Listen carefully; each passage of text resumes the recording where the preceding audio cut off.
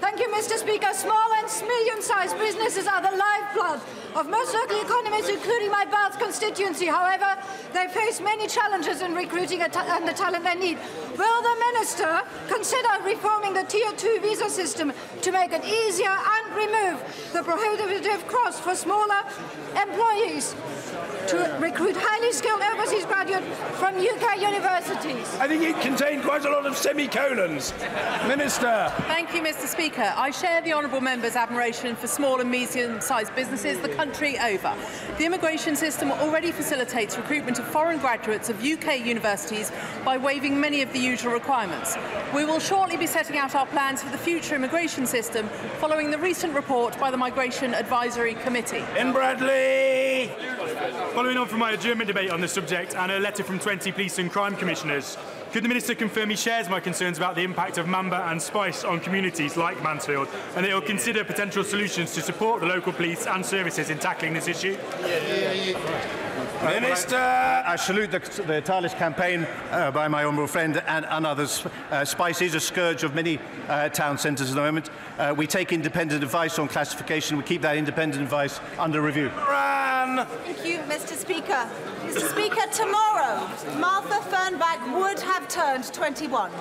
But sadly, her young life was cut short when at 15 she took an overdose of ecstasy. Her mother, Anne-Marie, now campaigns tirelessly for a new evidence-based approach to drugs policy. Would the Secretary of State consent to meeting Anne-Marie to hear why she believes a new approach is necessary? Well, I am, of course, very sorry to hear that, as I'm sure the entire House is. The honourable member will know that the Home Secretary has commissioned an independent review of drugs so that we may understand better how drugs are used in the 21st century. And, of course, I would be honoured to meet her and her constituent to discuss this. Thank you, Mr. Speaker. When we leave the European Union, we will, of course, have control of all aspects of immigration policy. Does the Home Secretary agree that we can then prioritise the highest skilled immigration as a way of boosting our nation's productivity? Minister. Yes, I agree with my honourable friend. That's exactly what we'll do, and we'll set out the approach in the White Paper in a few weeks' time. Liz Twist. Thank you, Mr. Speaker. Since 2010, Northumbria Police has already had funding cuts of £140 million and lost 1,000 jobs. Now it faces an additional cost from employer pension contributions of £11 million, equivalent to 220 officers. Has the Minister pressed the Treasury to fund this cost before even more police jobs are lost? Mr. Speaker, her local police force will be getting an extra £5 million this year, and she also know later this year we'll have the policing settlement, something I know she'll be look forward to. Indeed. Kirsten Hare.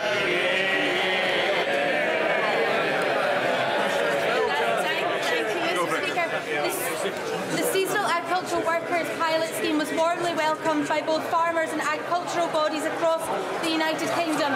Can the Minister update farmers in my constituency around when further detail will be released? Order. I hope the Minister heard. I hope the Minister heard her honourable friend. She did, otherwise we'll have to have a reprise. Minister. My honourable friend for her question, and was delighted to go to her constituency over the summer to meet soft fruit farmers who made a very compelling case for a seasonal workers scheme, and she will be no doubt delighted that the government is having a pilot on the horticultural sector to make sure that they can access the labour that they need. There's that new young member, John Speller. Oh, there he is. Let's hear the fella. Thank you, Mr. Speaker, and I hope the Home Secretary will answer this question, because the reality is, in the West Midlands police area, crime is escalating, and the overstretched, understaffed police are feeling deeply frustrated as the criminals and the gangs take control of the streets, especially at night. When's he going to stop the rot, give the backing, give the resources to our police out there on the street every day? Secretary. Mr. Speaker, the honourable gentleman knows West Midlands Police had an increase of almost £10 million this year. However, it is always worth listening to local forces. I'm happy to meet with West Midlands MPs, that I have done in the past, and listen more. Thank you. Order.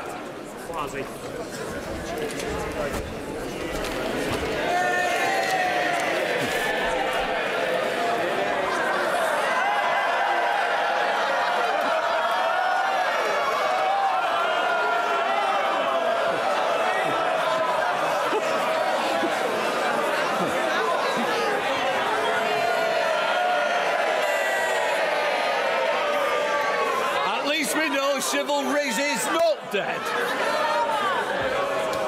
Order, order. Before I call the Chancellor of the Exchequer, I must remind honourable members that copies of the budget resolutions will be available in the vote office at the end of the Chancellor's speech. I also remind honourable members that it is not the norm to intervene on the Chancellor of the Exchequer or the Leader of the Opposition. I now call the Chancellor of the Exchequer, the Right Honourable Philip Hammond.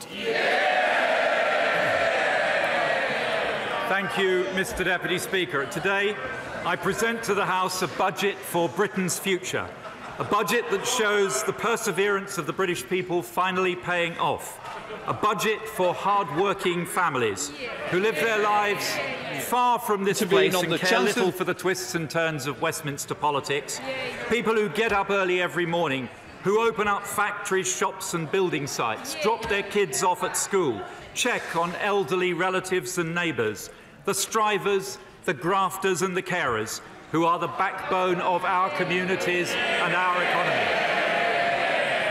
People who ask only of government that we protect the jobs that put food on their table, that we deliver the public services their families rely on, and that we do it efficiently, minimising the amount of tax we need to take from their hard-earned wages. People, Mr. Deputy Speaker, who we on this side of the House are proud to represent.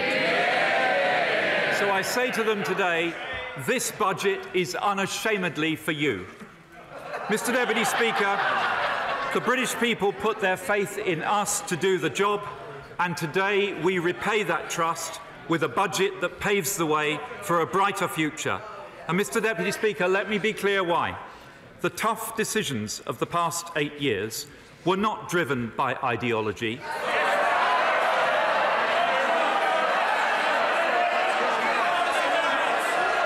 Mr. Deputy Speaker, they were not driven by ideology. They were driven by necessity and by the failure of the party opposite in government, which led to our deficit soaring to a post-war record and our economy suffering the deepest recession since the Second World War.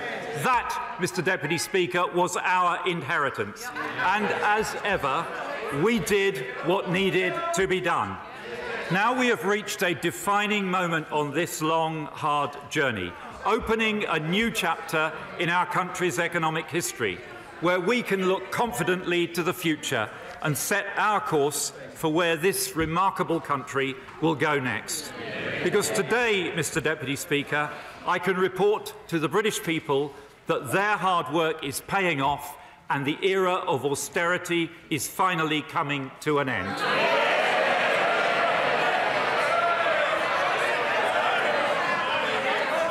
Now, Mr. Deputy Speaker, I am sure, like me, many members of the House keenly remember the last budget delivered on a Monday. It was 1962. I was 6 years old. Tensions between Russia and the United States were rising, and a former Foreign Secretary turned Chancellor delivered a budget amid cabinet revolt. Mr. Deputy Speaker, I am acutely aware of the phenomenon of false memory, but I could swear I remember my parents turning to me and saying, "Philip, one day that could be you."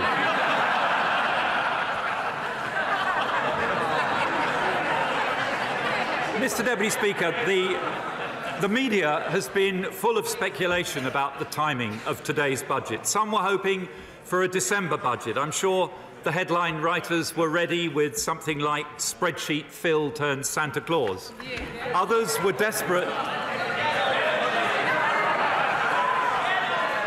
Others were desperate for it to be on Wednesday. Hamo House of Horrors, perhaps. But the truth is, by choosing today rather than Wednesday, I have not avoided the blood-curdling threats, the anguished wailing and the strange banging of furniture that's usually associated with Wednesday. I've been kindly invited to a special meeting of the 1922 committee this evening. Mr. Deputy Speaker, our economy continues to confound those who talk it down, and we continue to focus resolutely on the challenges and opportunities that lie ahead as we build a new relationship with our European neighbours, a new future outside the European Union. But as we do so, let us not forget the remarkable achievements of the British people in clearing up the aftermath of Labour's Great Recession. Because, Mr. Deputy Speaker, for all Labour's carping and relentless negativity, talking Britain down at every opportunity, we, the British people, have a record to be proud of. 8 straight years of economic growth. Over 3.3 million more people in jobs. Higher employment and lower unemployment in every region and every nation of the United Kingdom. Wages growing at their fastest pace in almost a decade. Income inequality lower now than at any time under the last Labour government. An economy back on its feet again. An economy working not for the few, not even for the many. An economy working for everyone.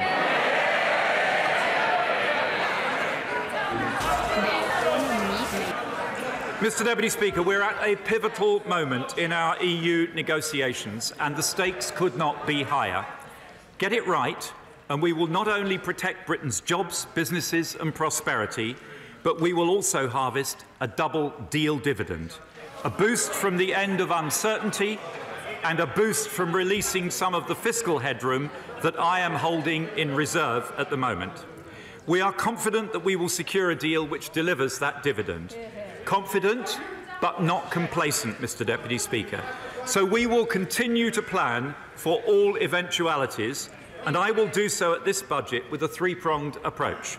First, I have already allocated £2.2 billion to departments for Brexit preparations, and in the autumn budget last year, I set aside a further £1.5 billion to be allocated for 2019-20.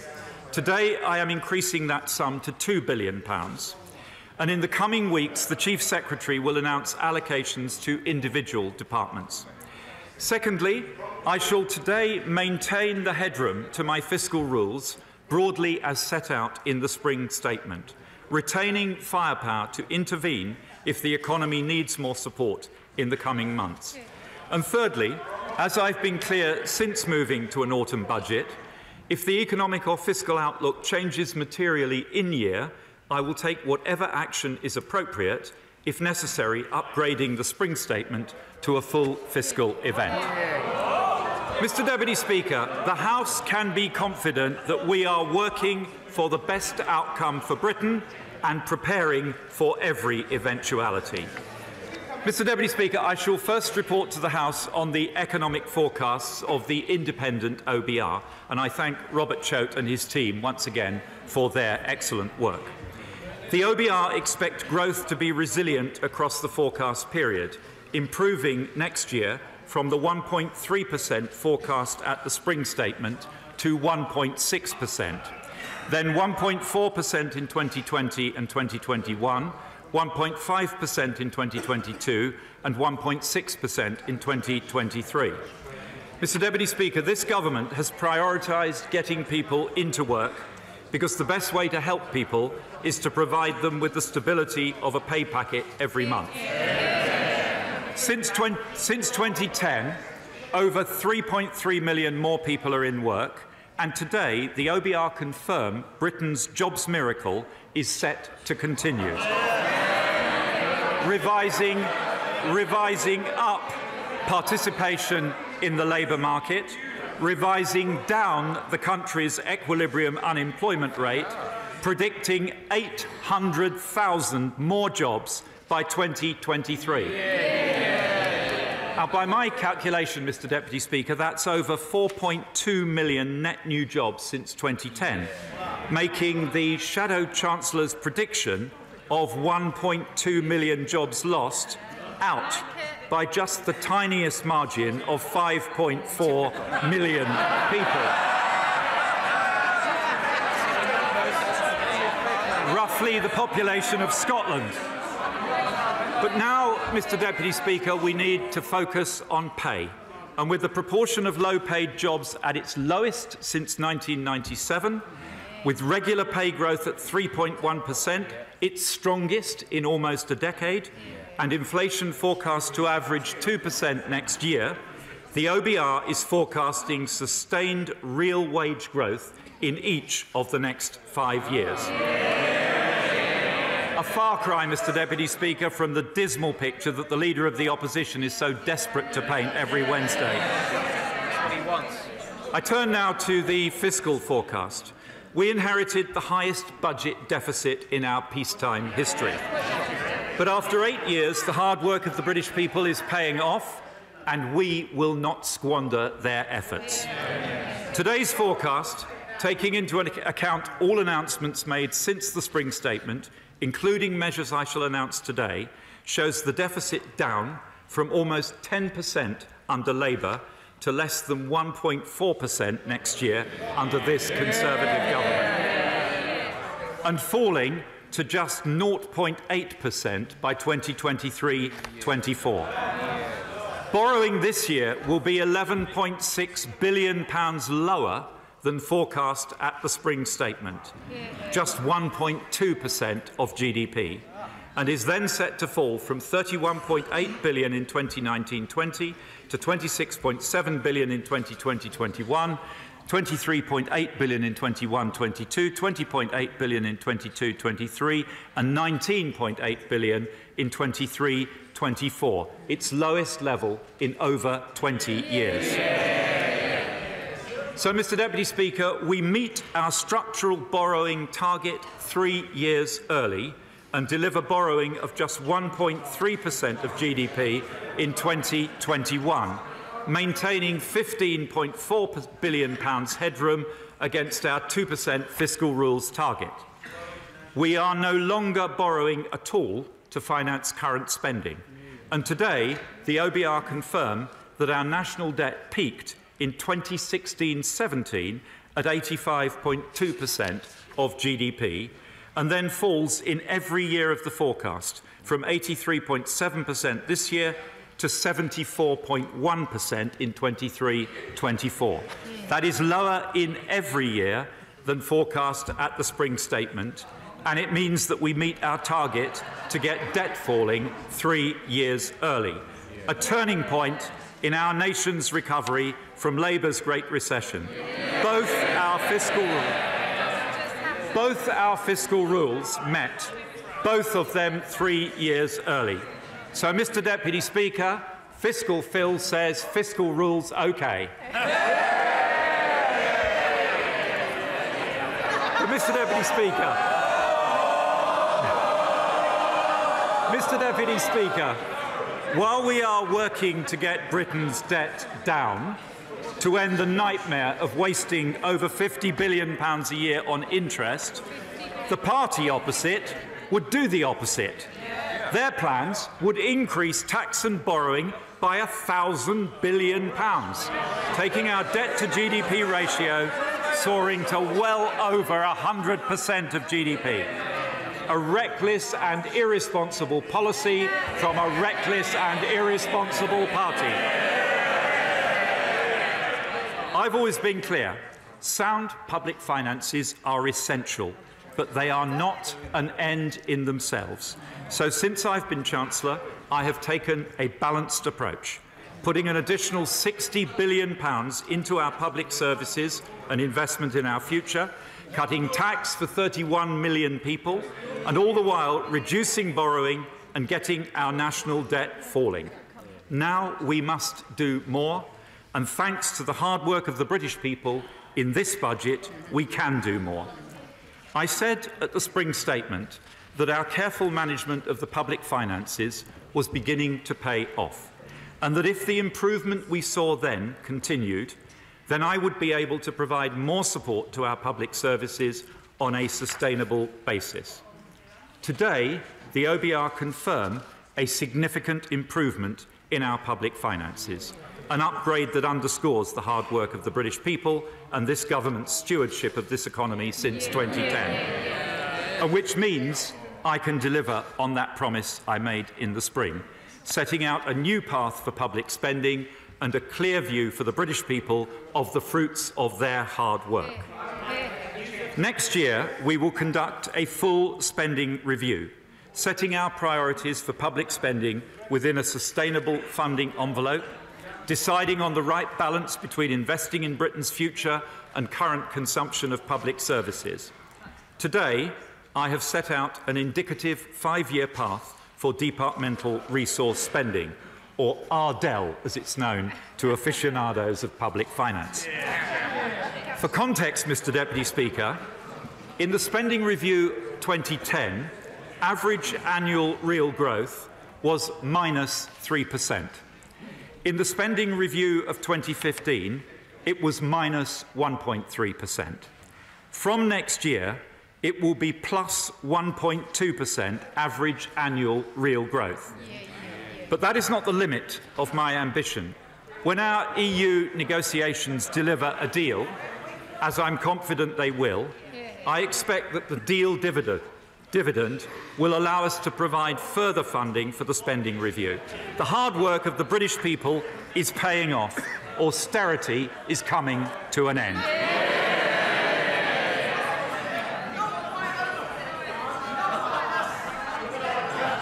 Now, Mr. Deputy Speaker, you will know better than most that every Chancellor likes to have a rabbit or two in his hat as he approaches a budget. But this year, some of my star bunnies appear to have escaped just a little bit early. In June, my right honourable friend, the Prime Minister, announced the single largest cash commitment to our public services ever made by a peacetime government, an £8.4 billion 5-year deal for our precious NHS, half as much again as the increase Labour offered the NHS at the last election. And let me be clear, we are delivering this historic £20.5 billion real terms increase for the NHS in full over the next 5 years.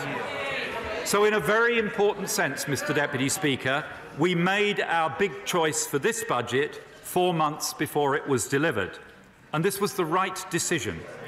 Our NHS is the #1 priority of the British people. And as we approached the 70th anniversary of its foundation, they had a right to know the scale of our commitment to it. But the British people also care that money invested in the NHS goes to the front line and to improvements in services. So we didn't just hand over money. We agreed that the NHS would produce a 10-year plan, setting out how the service will reform, how waste will be reduced, and exactly what the British people can expect to get for their money. That plan will be published shortly, but I shall give the House a sneak preview today. I too can poach a rabbit every now and then. There are many pressing demands on additional NHS funding, but few more pressing than the needs of those who suffer from mental illness. And today, I can announce that the NHS 10-year plan will include a new mental health crisis service with comprehensive mental health support available in every major A&E, children and young people's crisis teams in every part of the country, more mental health ambulances, more safe havens in the community, and a 24-hour mental health crisis hotline. These new services will ensure that people suffering from a crisis, young or old, can get the help they need, ending the stigma that has forced too many to suffer in silence, and ending, too, the tragedy of too many lives lost to suicide. We are proud to have made this extraordinary commitment to funding our NHS, a precious institution that has been nurtured for most of its life by Conservative governments.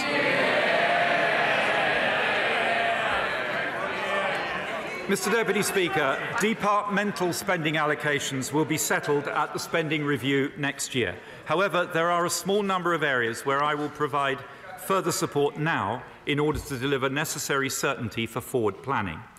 Local government has made a significant contribution to repairing the public finances, and this budget ensures local councils have more resources to deliver high-quality public services. We're giving councils greater control over the money they raise through the adult social care precept, through our plans for increased business rate retention from 2020, and by removing the housing revenue account cap so that councils can help to build the homes this country needs. We will shortly publish our Green Paper on the future of social care, setting out the choices, some of them difficult, for making our social care system sustainable into the future.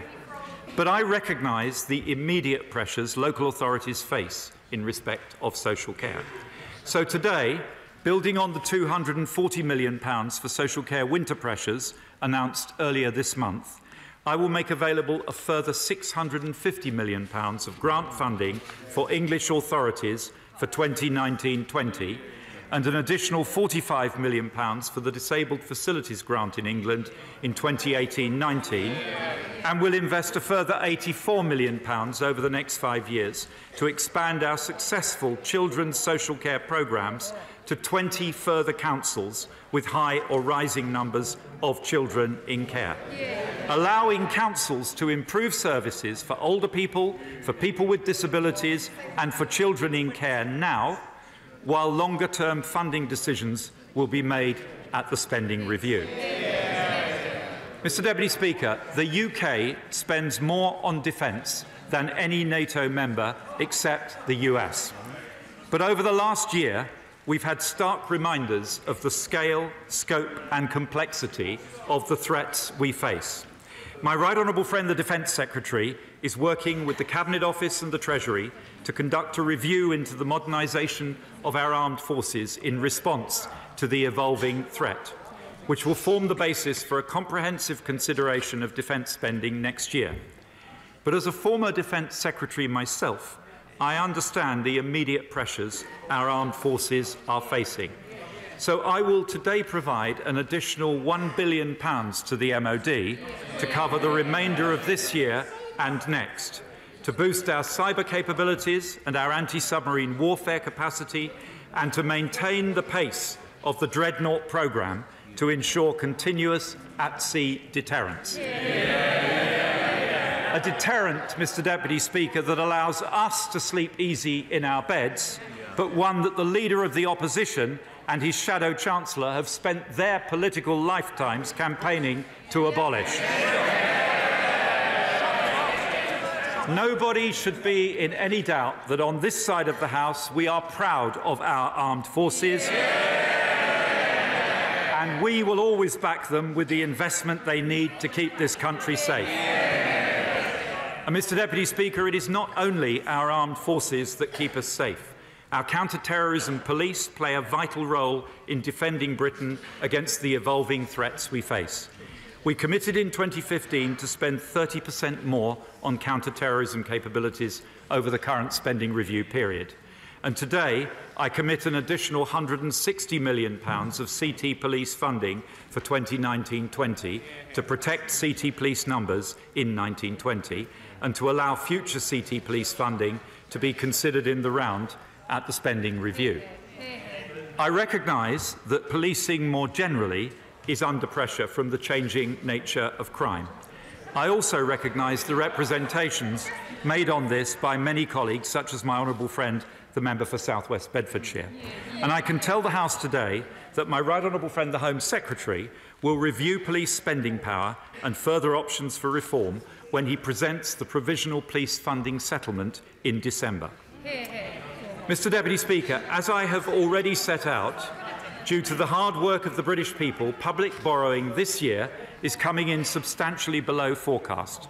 This allows us to provide additional support for public services in the spending review and contributes to the significant reduction in forecast debt this year. But I also want to use this good news to give a little bit back where it can be put to good use in this financial year. Mr Deputy Speaker, this year marks a century since the end of the First World War. And as we remember our fallen servicemen and women whose sacrifice ensured the freedom we enjoy today, many projects are raising money for veterans' charities from sales of commemorative items on which VAT is charged. Now, we cannot waive the VAT due on these sales, but we can make a donation with the VAT we will receive. and I commit today that the Treasury will mark the centenary of the armistice by making a donation of £10 million to the Armed Forces Covenant Fund Trust to support veterans with mental health needs.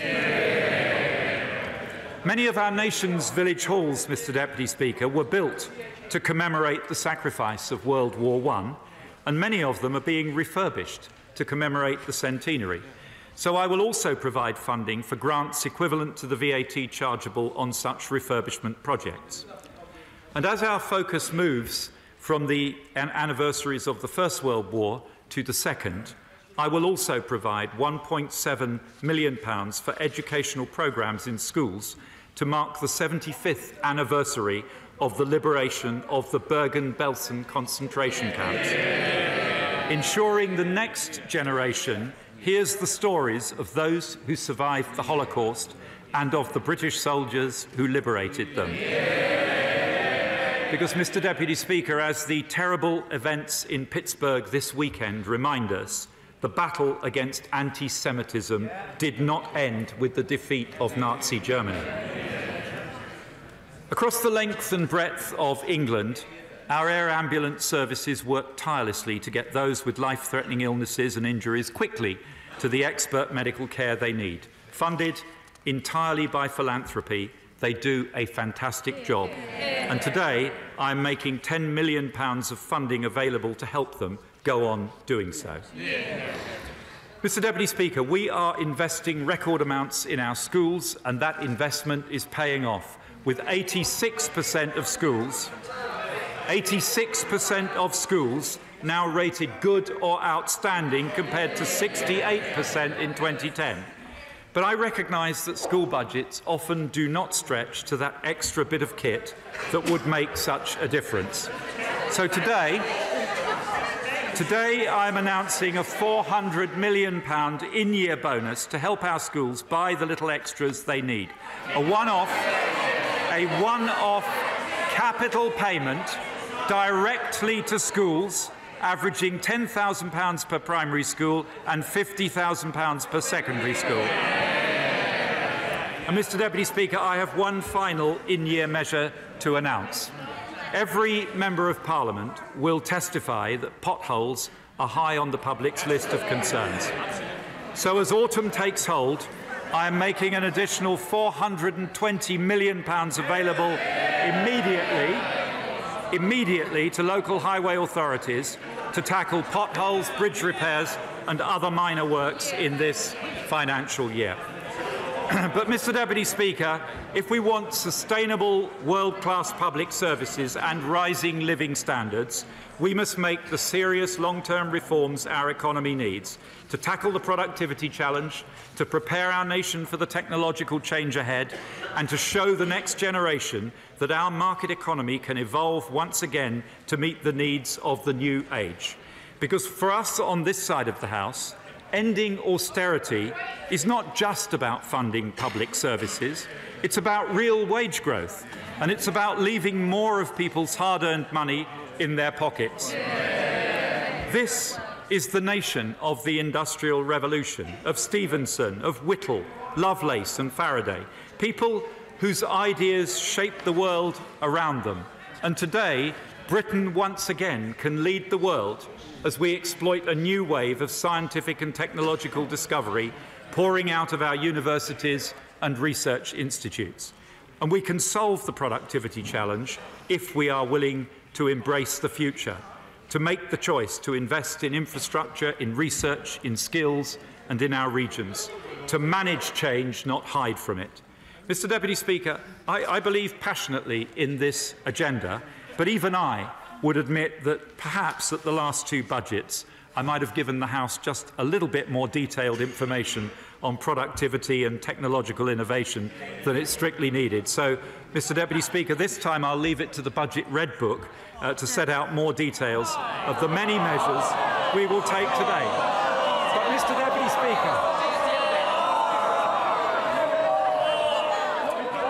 But, Mr. Deputy Speaker, sensing the disappointment of my colleagues, I will just mention that this list in the Budget Red Book includes our commitment to technology with £1.6 billion of new investments to support our modern industrial strategy, ranging from nuclear fusion to quantum computing.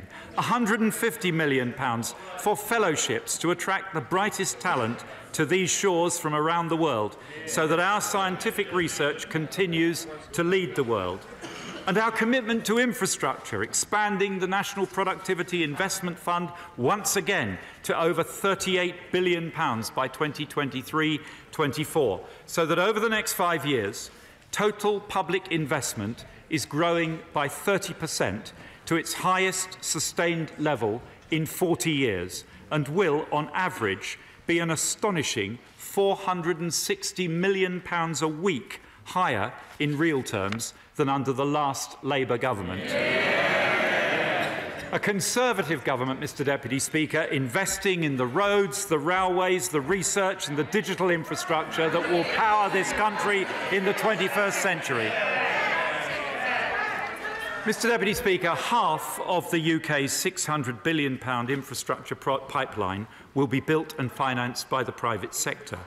And in financing public infrastructure, I remain committed to the use of public-private partnership where it delivers value for the taxpayer and genuinely transfers risk to the private sector. But there is compelling evidence that the private finance initiative does neither. The Shadow Chancellor, of course, rages against PFI at every opportunity, yet curiously forgets to mention that nearly 90% of those contracts were agreed by the last Labour government,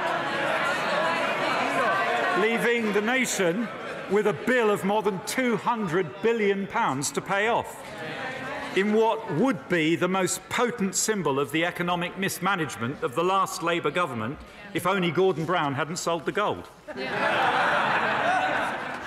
Labour's policy is to terminate all these contracts, triggering the ruinous penalty clauses that they themselves agreed to in the first place, adding tens of billions more to an already enormous bill. A classic Labour solution, pouring good money after bad. I will not do that. We will honour existing contracts. But the days of the public sector being a pushover must end.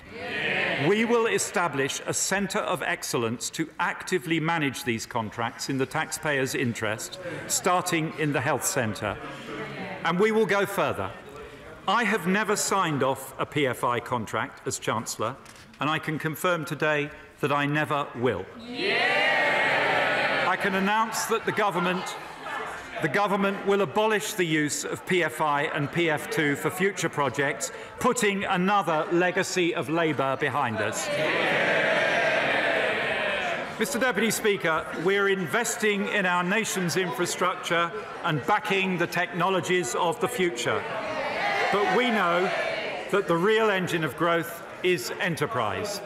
The Right Honourable Member for Hayes and Harlington lists fomenting the overthrow of capitalism as his pastime. Mine is reinvigorating capitalism for the digital age. Because, Mr Deputy Speaker, I want Britain to be one of the great winners of the technological revolution. On this side of the House, we will always back enterprise and the market economy that underpins it, because we know it is the only way to deliver the high-wage, high-skill economy of the future. And as we finalise our departure from the EU and deliver a deal that secures Britain's future trade, we must unleash the investment that will drive our future prosperity. So today I can announce a package of measures to stimulate business investment and send a message loud and clear to the rest of the world: Britain is open for business. Mr Deputy Speaker, I am increasing the annual investment allowance from £200,000 to £1 million for 2 years, delivering on a long-standing ask of the British Chambers of Commerce. I'm providing a targeted relief for the cost of acquiring IP-rich businesses and introducing a permanent tax relief for new non-residential structures and buildings, partly funded by an adjustment in the special writing down rate for long-life assets from 8% to 6% to better align the tax and accounting treatment of these assets. To support British exports, we will increase UKEF's direct lending facility by up to £2 billion. We'll open the use of e-passport gates at Heathrow and other airports, currently only available to EEA nationals, to include visitors from the United States, Canada, New Zealand, Australia and Japan. And we will provide an additional £200 million of funding to the British Business Bank to replace access to the European Investment Fund if needed. We'll back another 10,000 entrepreneurs by extending start-up loans funding to 2021, and following representations from the FSB, I'm extending the new enterprise allowance, providing mentoring and support for benefit claimants to get their business ideas off the ground. And with thanks to my honourable friend, the member for Thurston-Moulton, we're working with the FCA on expanding access to the Financial Ombudsman Service for larger SMEs. As well as backing businesses to invest and grow, we will also make sure British workers are equipped with the skills they need to thrive and prosper. We've introduced a new system of T-level vocational training, have put the first £100 million into the new National Retraining Scheme, and through the apprenticeship levy, we're delivering 3 million high-quality apprenticeships in this Parliament. But that system, Mr. Deputy Speaker, is paid for by employers, and it has to work for employers. So today, in addition to the flexibilities I announced earlier this month, I can announce that for smaller firms taking on apprentices, we will halve the amount they have to contribute from 10% to 5%. In total, this is a £695 million package to support apprenticeships.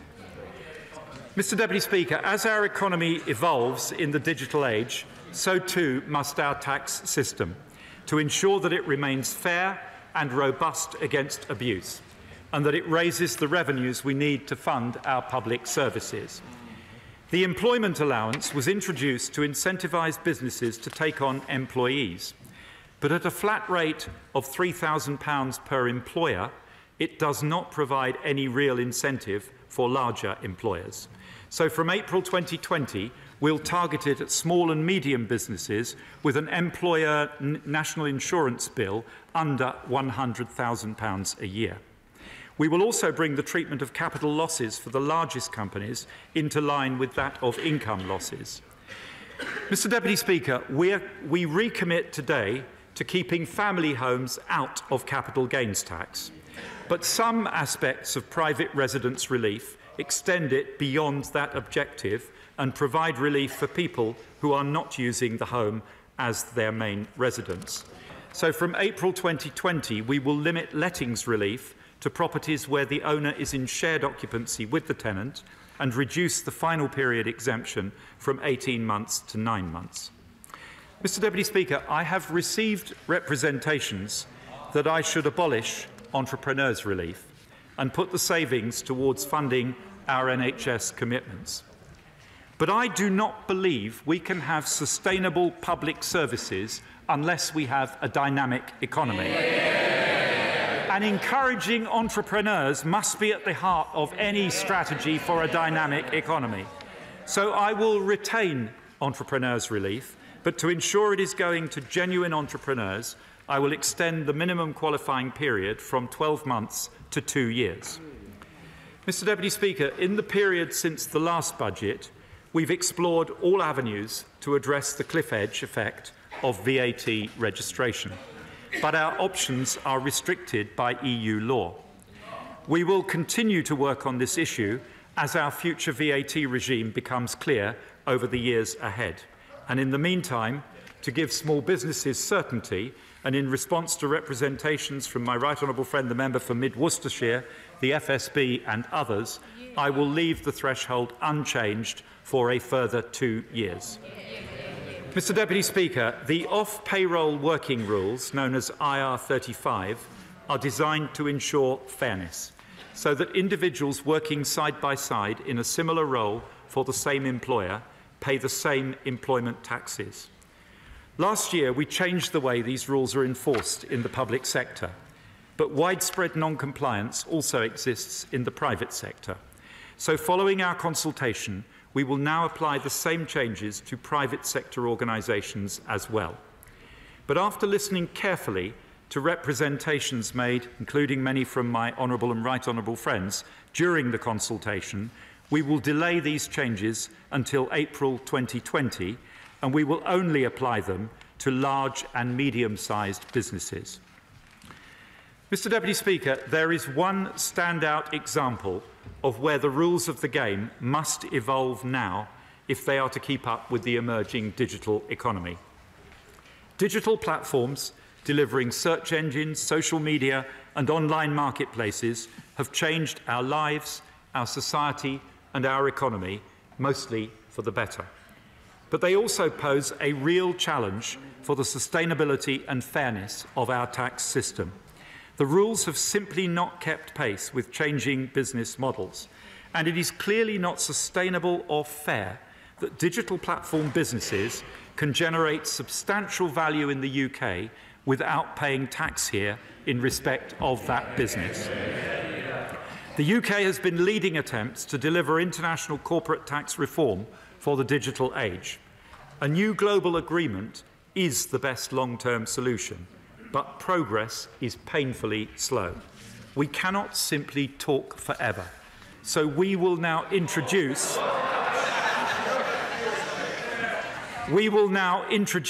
a UK digital services tax.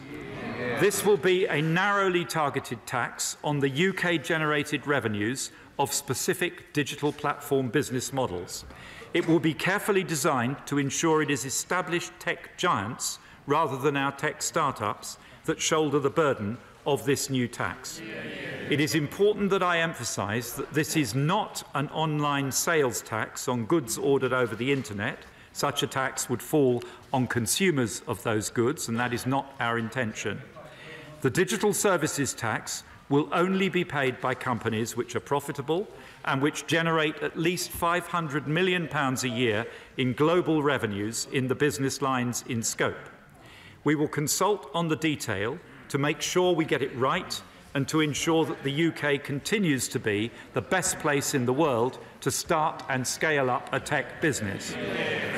The tax will come into effect in April 2020 and is expected to raise over £400 million a year.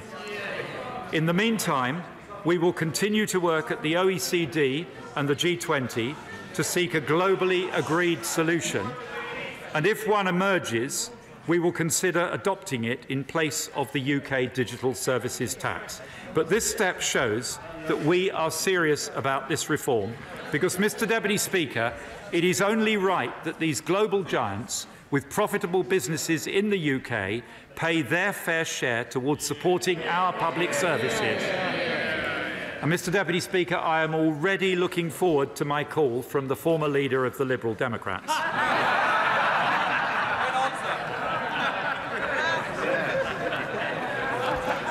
We're updating the rules of the game, but we must also make sure that people play by the rules. And today, we continue the work of the past 8 years, where we've secured £185 billion since 2010, which would otherwise have gone unpaid, with a package of measures today to further clamp down on tax avoidance, evasion and unfair outcomes, raising another £2 billion over the next 5 years.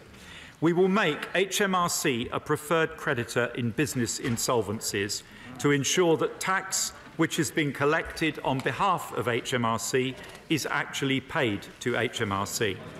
We'll end the practice of purchasing services through overseas branches to avoid UK VAT, and we'll crack down on insurance companies routing services through offshore territories. And we'll stop our generous R&D tax credit system being abused by reintroducing a PAYE restriction for the small and medium-sized companies scheme. Mr. Deputy Speaker, Labour talk tough on tax avoidance and evasion. We take action.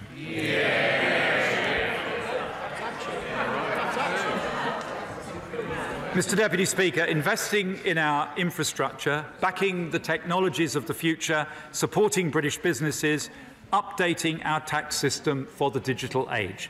That is how we will deliver the high-wage, high-skill economy of the future. But we must also recognise that technological change will bring challenges as well as opportunities. And there is one part of our economy that is currently confronting that challenge in spades: our high streets. Embedded in the fabric of our great cities, towns and villages, the high street lies at the heart of many communities, and it is under pressure as never before as Britain adopts online shopping with greater alacrity than any other large economy. So if Britain's high streets are to remain at the centre of our community life, they will need to adapt. Today, we support them to do so, responding to calls from across this House, especially from my right honourable friend, the member for Putney, and my honourable friends, the members for Southport and Croydon South. We will provide £675 million of co-funding to create a future High Streets Fund to support councils to draw up formal plans for the transformation of their high streets, to invest in the improvements they need and to facilitate redevelopment of underused retail and commercial areas into residential. At one and the same time, Mr Deputy Speaker, helping with the housing challenge and delivering much-needed footfall to high street businesses. We will consult on how modernisation of the use classes order and the CPO regime can help facilitate the transformation of the high street. Mr Deputy Speaker, the change that our high streets face is irreversible, and it will take them time to adapt to it. But I know that many small retail businesses are struggling to cope with the high fixed costs of business rates. Since 2016, we've introduced business rates relief measures worth £12 billion, and many of these reliefs will have benefited high street businesses. But today I can go further. At the next revaluation in 2021, rateable values will adjust to reflect changes in rental values. But I want to help retail businesses now.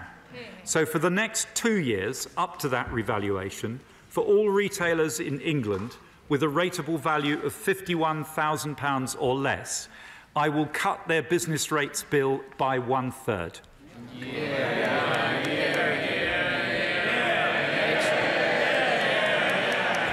That is an annual saving of up to £8,000 for up to 90% of all independent shops, pubs, restaurants and cafes.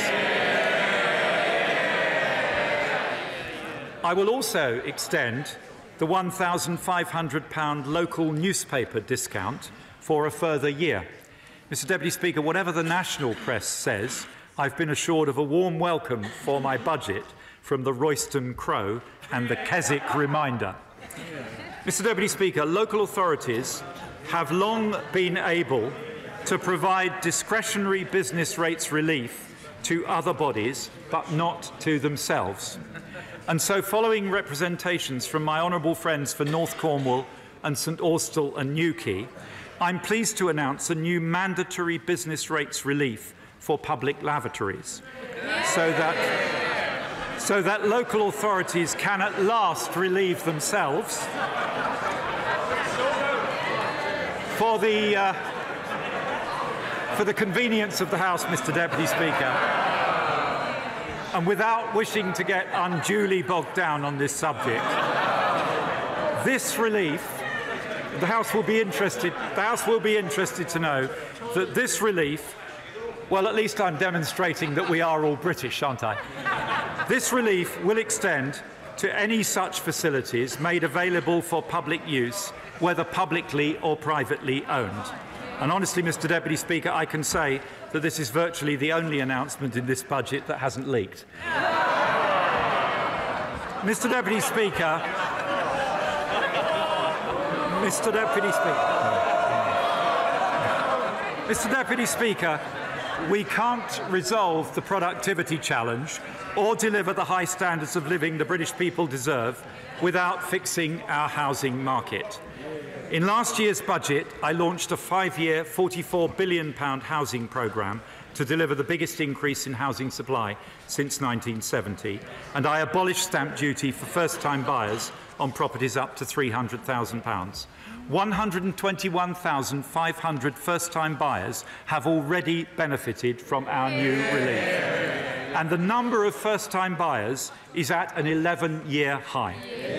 Today, I'm extending this relief to all first-time buyers of shared ownership properties valued up to £500,000, and I will make this relief retrospective so that any first-time buyer who has made such a purchase since the last budget will benefit.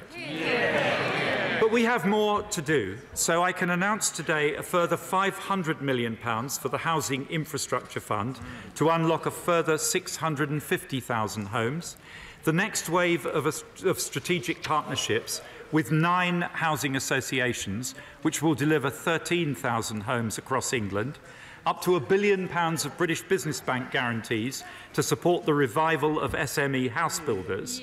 We're consulting on simplification of the process for conversion of commercial property into new homes, and because we want to see parishes and neighbourhoods enabling more homes for sale to local people to buy at prices they can afford, we're providing funding to empower up to 500 neighbourhoods to allocate or permission land for housing through the neighbourhood planning system for sale at a discount to local people in perpetuity.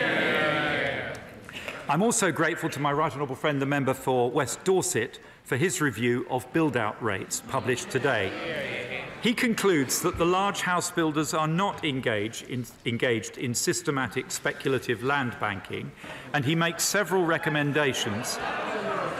Well, maybe the honourable lady would like to read the report.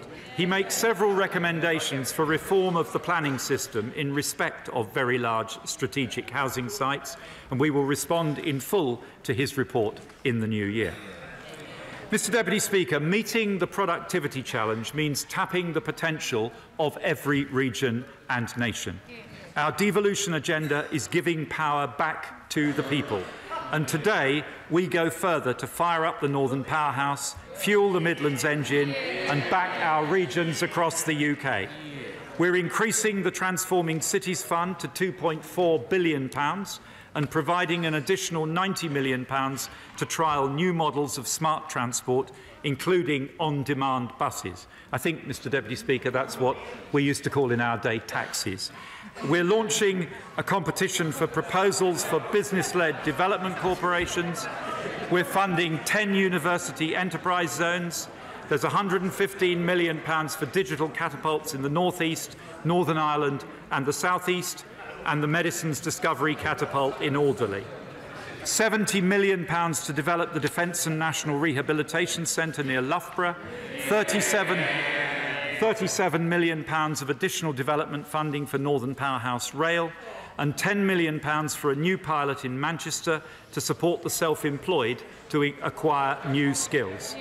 We're backing a new special economic area in South Tees, and we're providing £20 million to further develop the plan for the critical central section of East-West Rail between Oxford and Cambridge. And here in our capital, we support the delivery of a further 19,000 homes by improving the Docklands Light Railway with Housing Infrastructure Fund money. Mr Deputy Speaker, the decisions announced in this budget means in 2021 an additional £950 million for the Scottish Government, £550 million for the Welsh Government and £320 million for a Northern Ireland executive. Obviously, much larger sums to come as we move ahead over the spending review period with our NHS funding change. I can also announce funding for further city and growth deals, including £150 million for Tay Cities, £350 million for Belfast and £120 million for North Wales, while negotiations progress with Ayrshire, Mid Wales and Borderlands, and will begin with Murray, Derry Londonderry and Strabane as well. I was pleased to be able to respond to a joint request from the members for Belfast North, Belfast East and Belfast South to provide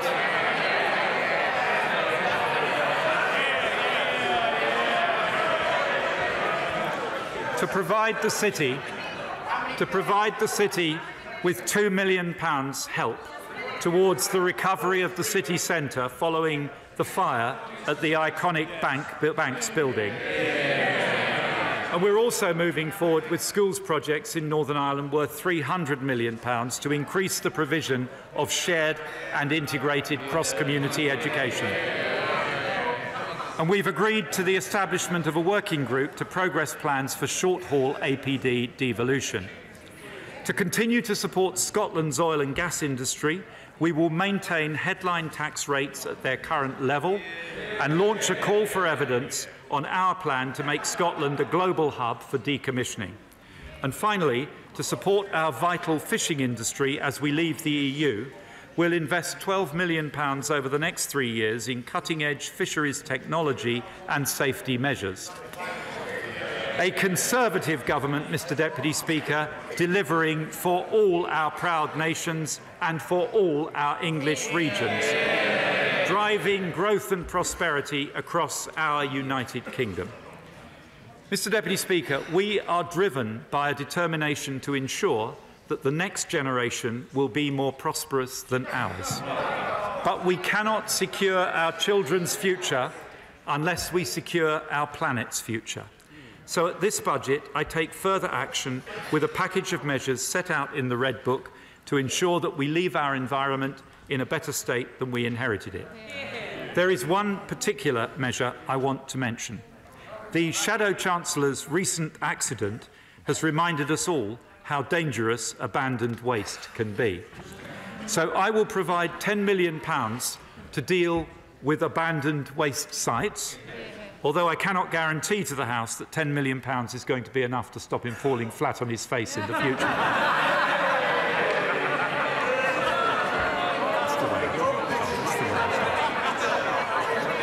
Mr Deputy Speaker, I also said at the spring statement that we must become a world leader in tackling the scourge of plastic littering our planet and our oceans. Billions of disposable plastic drinks cups, cartons, bags and other items are used every year in Britain. Convenient for consumers, but deadly for our wildlife and our oceans. Where we cannot achieve reuse, we are determined to increase recycling. So we will introduce a new tax on the manufacture and import of plastic packaging which contains less than 30% recycled plastic, transforming the economics of sustainable packaging. We will consult on the detail and implementation timetable. I have also looked carefully at the case for introducing a levy on the production of disposable plastic cups, not just for coffee, but for all types of beverage. I have concluded that a tax in isolation would not, at this point, deliver a decisive shift from disposable to reusable cups across all beverage types.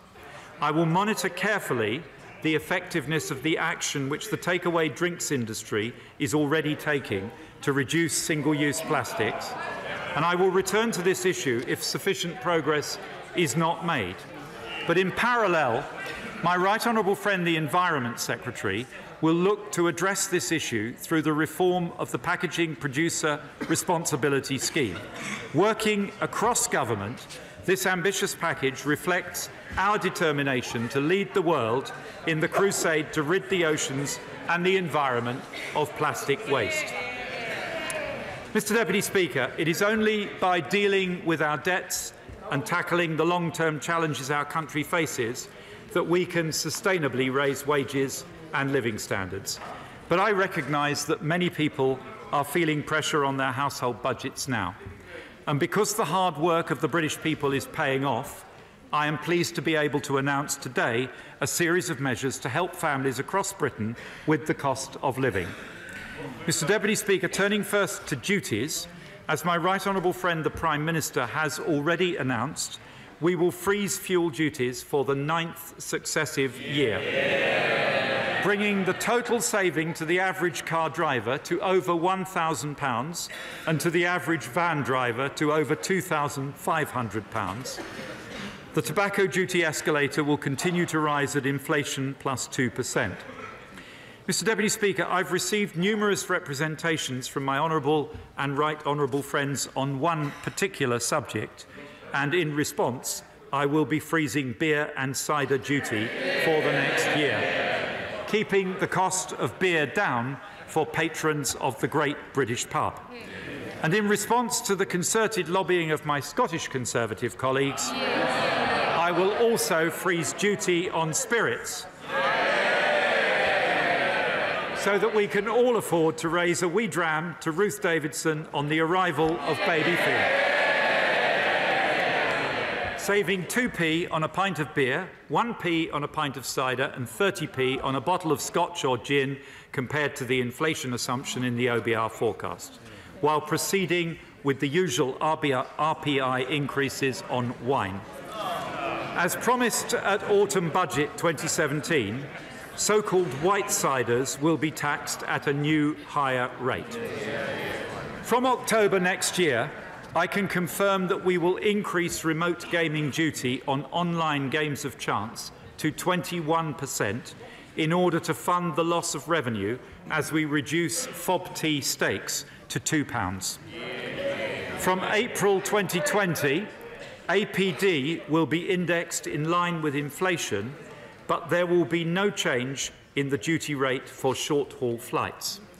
And the new 2630 rail card, which I announced at budget last year, will be available across the network by the end of the year, saving up to 4.4 million young people 1/3 off their fares. And we launch a package of measures on affordable credit and support for credit unions, which is set out in detail in the Red Book. Mr Deputy Speaker, the switch to universal credit is a long overdue and necessary reform.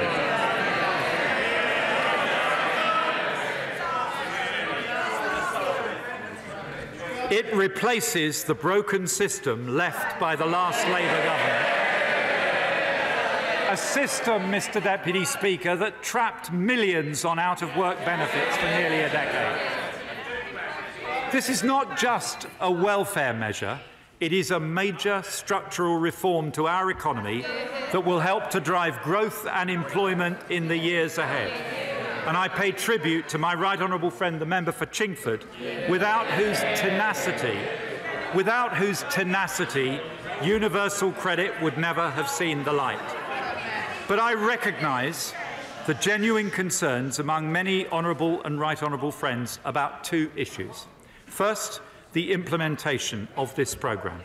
It is an enormous undertaking, and we've always been clear we want the migration process to be as smooth as possible.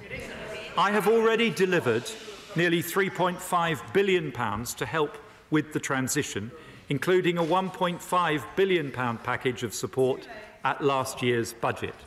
Today, I can go further with a package of additional measures worth £1 billion over 5 years, enabling... What a surprise, Mr Deputy Speaker.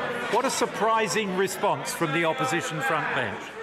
A package of measures to aid the transition worth £1 billion over 5 years, enabling my right honourable friend, the Secretary of State for Work and Pensions, to introduce additional protections as existing welfare claimants move on to UC, and she will announce details when she introduces the managed migration regulations later this year.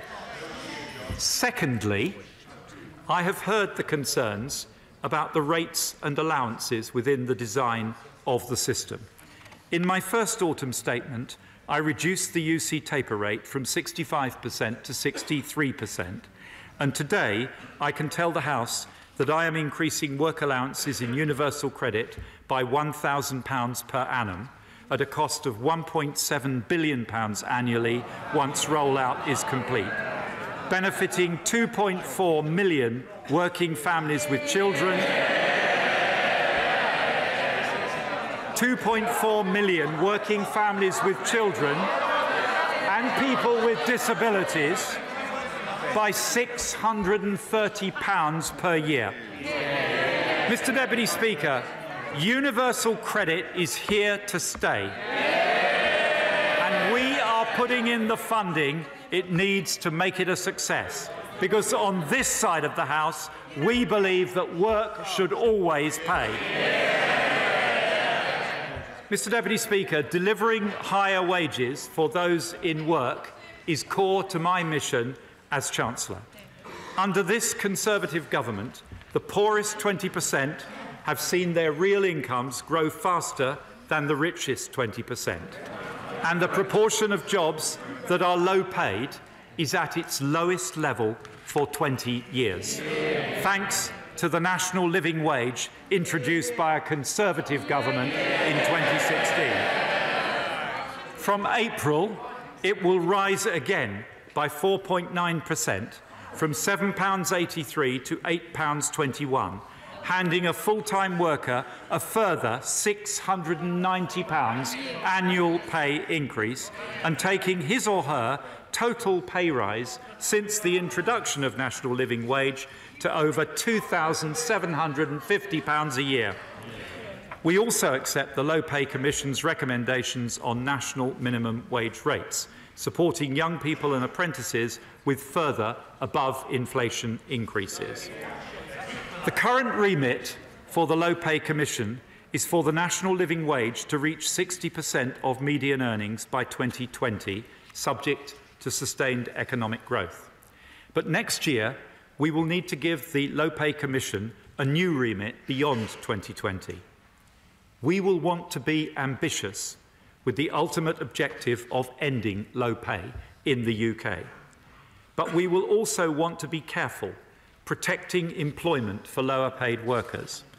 So we will engage responsibly with employers, the TUC and the Low Pay Commission itself over the coming months, gathering evidence and listening to views to ensure that we get this right, and I will confirm the final remit at the budget next year. But as well as making work pay,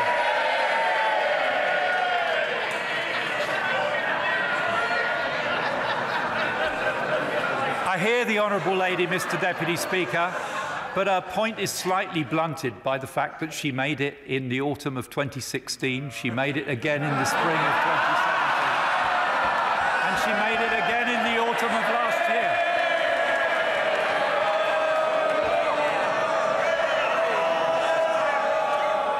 But Mr. Deputy Speaker, as well as making work pay, we want working people to keep more of the money they earn. When we came into office, the personal allowance stood at £6,475 and the higher rate threshold at £43,875. In April, I raised the personal allowance to £11,850 and the higher rate threshold to £46,350 as steps towards our manifesto commitments of £12,500 and £50,000 respectively by 2020.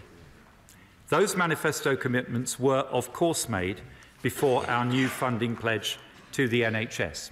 And I have received representations that the least painful way for taxpayers to contribute to increased NHS funding would be to abandon our manifesto pledges and freeze the personal allowance and the higher rate threshold at current levels. But let me reassure the House that unlike the right honourable gentleman opposite, my idea of ending austerity does not involve increasing people's tax bills.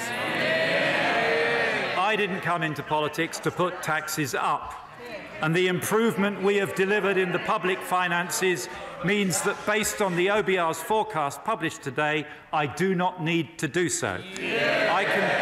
I can therefore confirm today that I will meet our manifesto commitments in April 2020, raising the personal allowance to £12,500 and the higher rate threshold to £50,000 before indexing both in line with inflation from 21-22.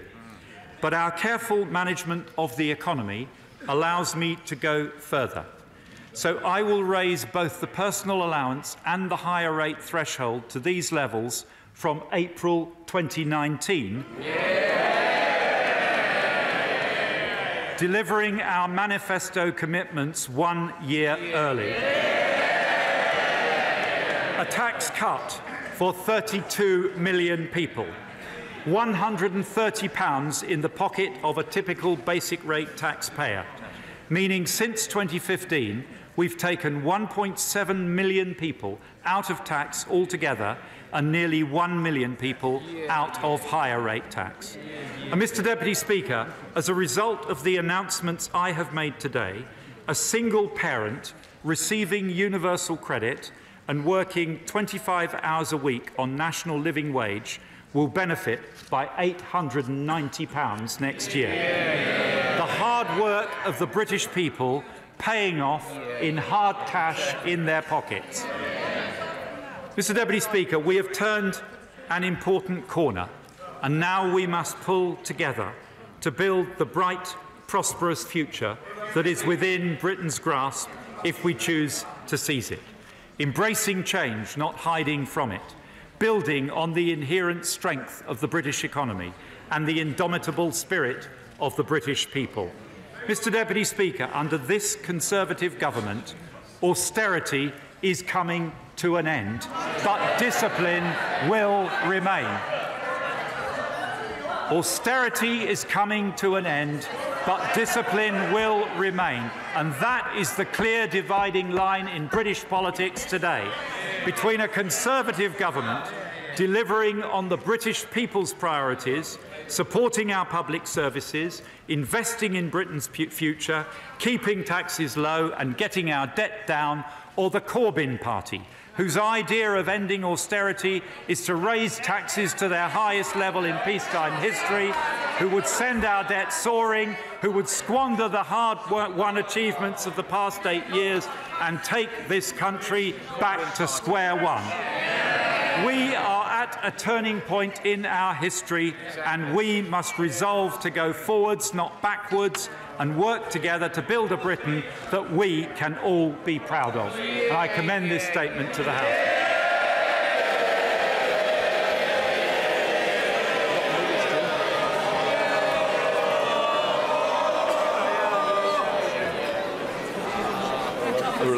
Under Standing Order number 51, the first motion entitled Provisional Collection of Taxes must be decided without debate.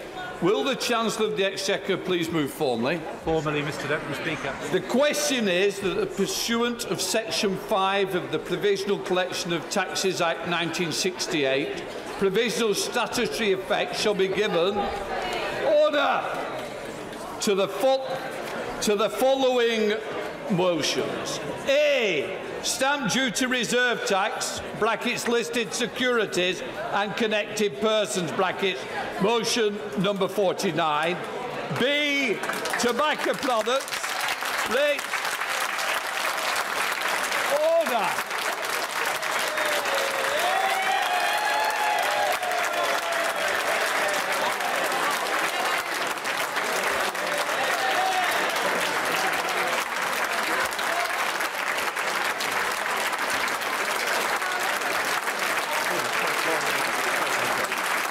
Can I just say to honourable members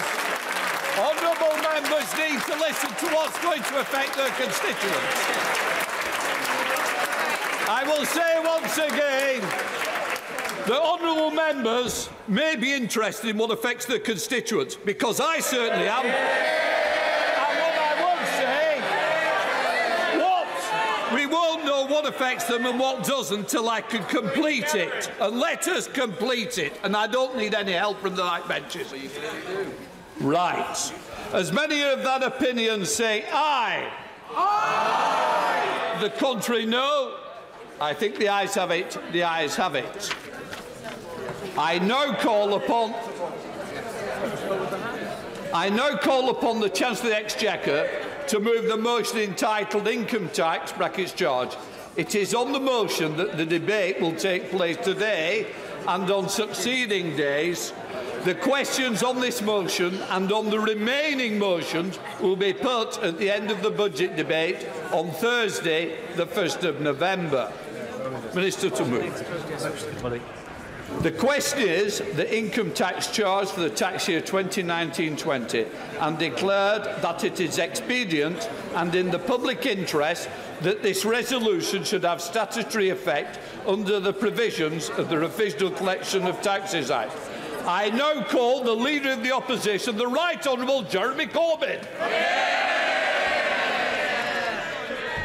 Mr Deputy Speaker, the reality is that whatever the Chancellor claims today, austerity is not over.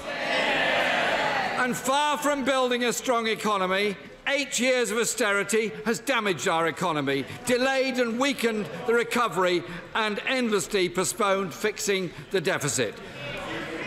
Unnecessary austerity has caused real hardship to millions of our fellow citizens, held down living standards for the majority and failed on its own terms. Mr Deputy Speaker, people have had enough. Order. Just sit down. Order. Wants to kid the public, he's ditching it. Can I just say that we heard the Chancellor of the Exchequer. I expect to hear the Leader of the Opposition. Those who may have been put themselves in a position thinking I can't see them, yes I can. And I don't want to hear any more. I want to hear the Chancellor of the Exchequer in the same way that your constituents do. Jeremy Corbyn. Thank you, Mr Deputy Speaker. The Prime Minister pledged austerity is over. This, Mr Deputy Speaker, is a broken promise budget. What we've heard today are half measures and quick fixes while austerity grinds on. And far from people's hard work and sacrifices having paid off, as the Chancellor claims, this government has frittered it away in ideological tax cuts to the richest in our society.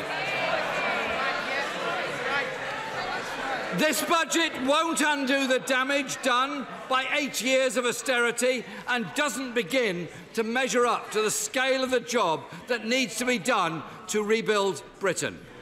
The government claims austerity has worked, so now they can end it. But that is absolutely the opposite of the truth. Austerity needs to end because it has failed.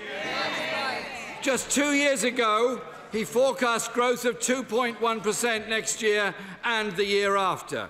Today, he boasts he's created robust economic growth, but the forecasts have been dropped to just 1.6% next year and 1.4% the year after.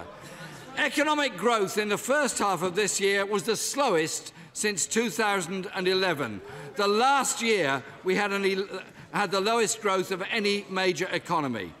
This is not a strong economy, but a weak one, with chronically low investment, low wages and low productivity. And, Mr Deputy Speaker, the uncertainty caused by this government's shambolic handling of Brexit is making things even worse. The warnings come... Order. Mr Bowen, Mr Philip, I expect better. You're very obviously right in my sight, so I suspect you either go quietly out of the chamber if you can't behave. Jeremy Corbyn. Very good. The warnings come from across the economy, the car industry, farming and food, road haulage. UK manufacturing is currently in recession. So much for the much vaunted March of the Makers. Mr Deputy Speaker, they said austerity would mean the deficit would close by 2015. Today, the Chancellor has confirmed it will still be there 9 years later in 2024.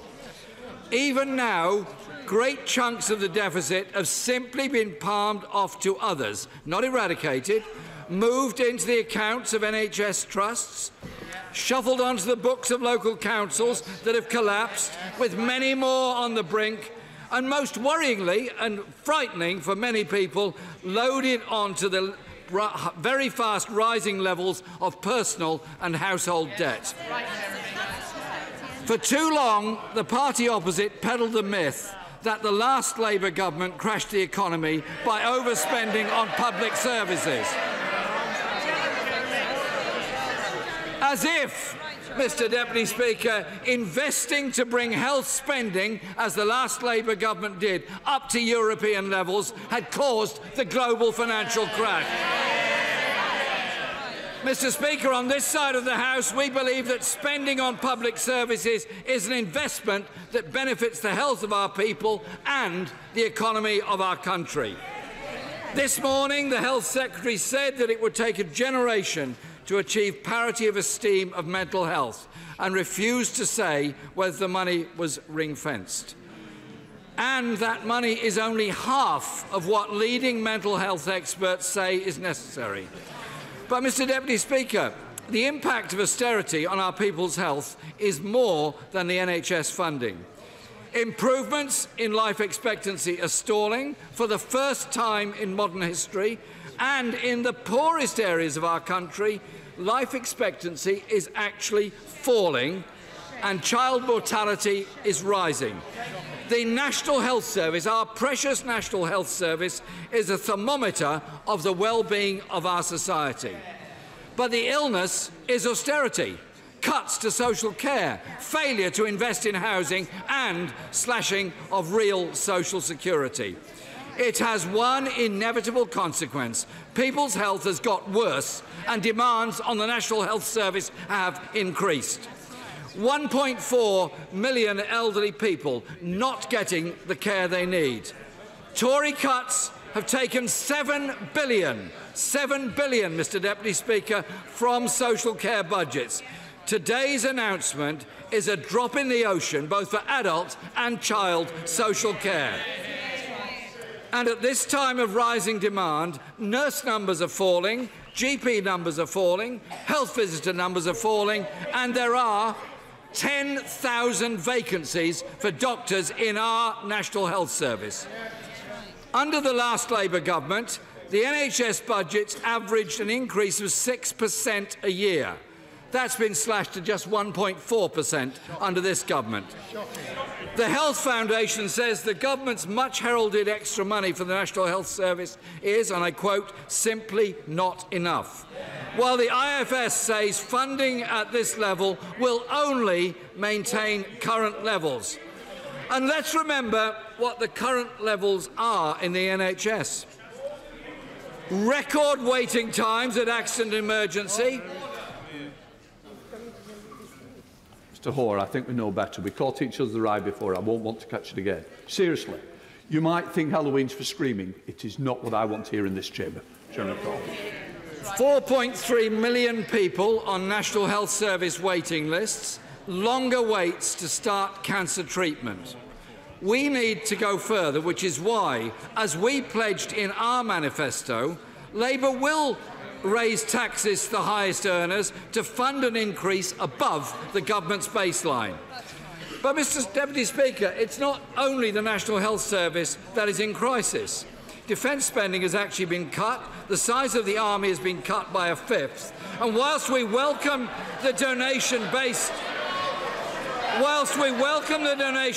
on VAT gains to commemorate the armistice and 1.7 million more for educational programmes to ensure people learn the horrors of the Holocaust, and I join with the Chancellor in absolutely condemning the horrific and vile anti-Semitic and racist attack that occurred in Pittsburgh over the weekend.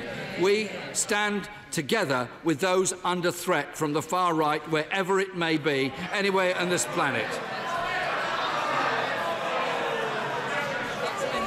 The Conservatives used to claim to be the party of law and order. Now they can't even maintain law and order in our prisons. Assaults at record levels as depleted staff try to cope with a difficult situation. And our streets are less safe too. Police numbers are down, violent crime is up, and convictions are down. Chief constables are warning that criminals are taking advantage, and police officers are having to take the government to court. The police officers taking the government to court just to get a pay rise.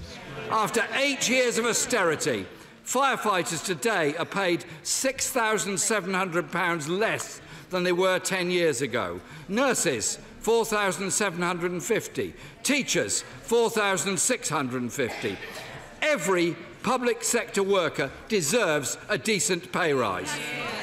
But, Mr. Deputy Speaker, 60% of teachers are not getting it. Neither are the police, nor the government's own civil service workers. Cleaners and security guards in the Ministry of Justice and the Department of Business still aren't even getting the London living wage. Mr. Deputy Speaker, the gap between those at the very top and the rest is not closing, it's growing. The pay of chief executives of our biggest companies rose by 11% this year, paying themselves 145 times more than the workers in the companies that they lead. At the other end of the scale, 6.3 million workers are paid less than the real living wage, up 300,000 in the last year alone. The very lowest earners and insecure workers on 0-hours contracts or short-hours contracts will not benefit from the increase in the threshold, and they are the very people being punished by the cuts still hardwired into universal credit. The Chancellor boasts of a balanced approach. But what is balanced about cutting social security for disabled people or slashing services to the bone? But when by the end of this Parliament they will have doled out £110 billion in tax giveaways to corporations and the super rich. Meanwhile, in the real world, homelessness has more than doubled, fewer people able to buy a home, household debt rising, child poverty is up now to over 4 million and rising, and more disabled people are living in poverty also.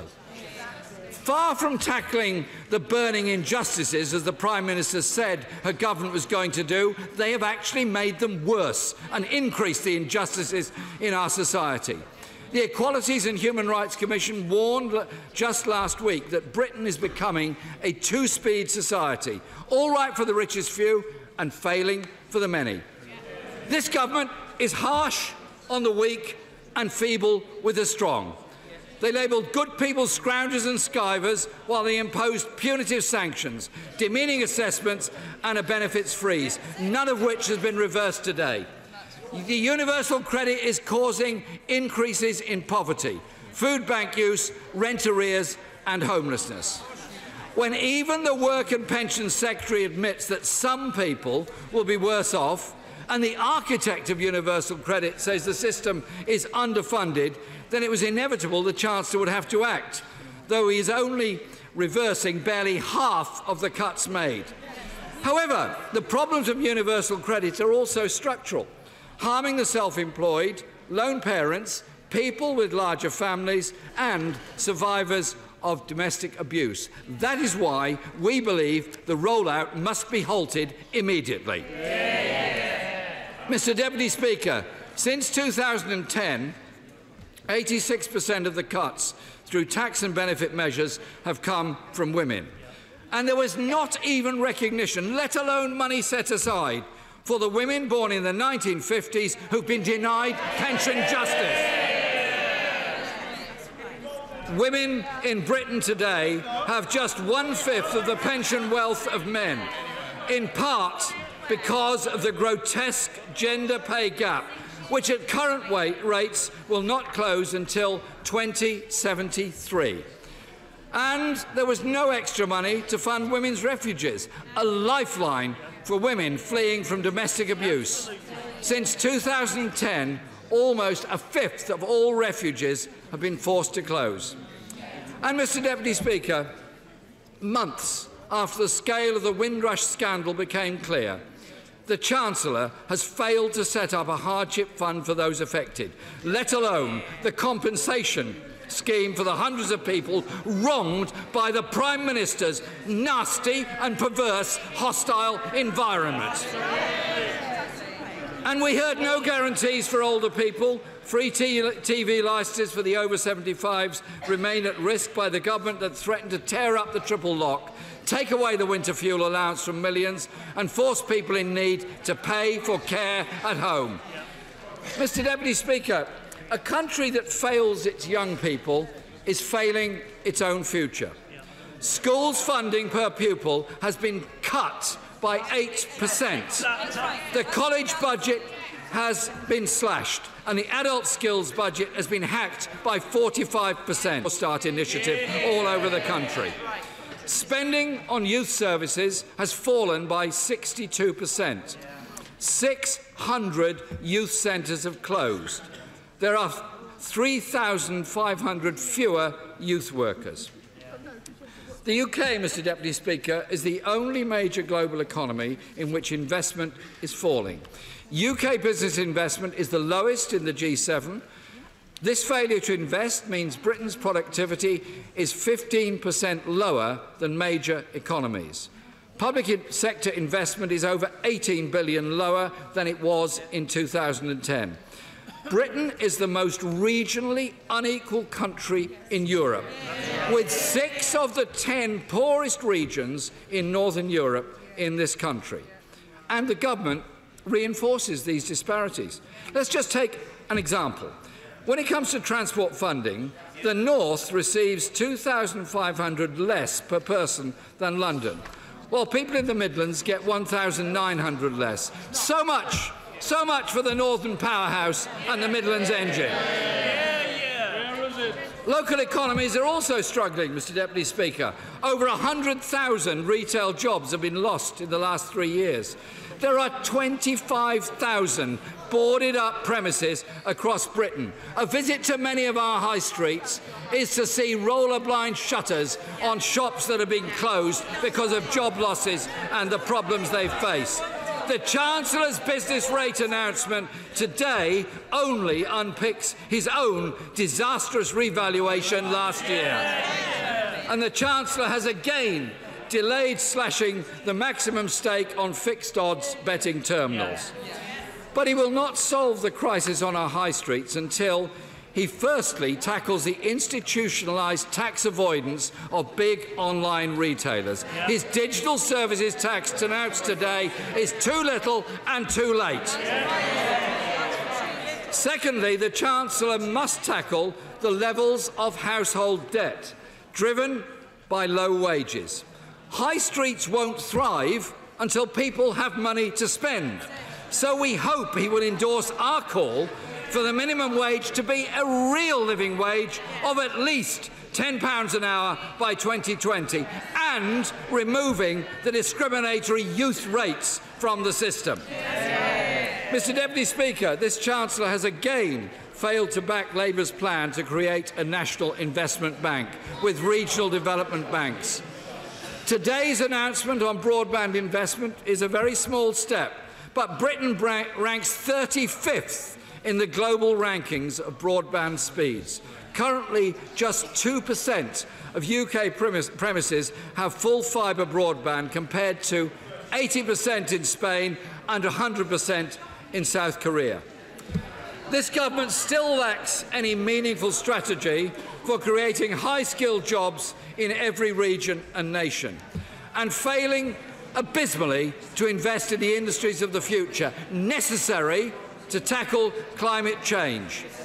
The IPCC report this month was clear on the consequences. We can only avoid climate catastrophe if we act now. The government's response has been to cut support for our solar industries, losing 12,000 jobs in the process, slash the building of onshore wind, cut subsidies for electric vehicles, sell off the Green Investment Bank, and instead to back fracking in the face of overwhelming local and scientific opposition.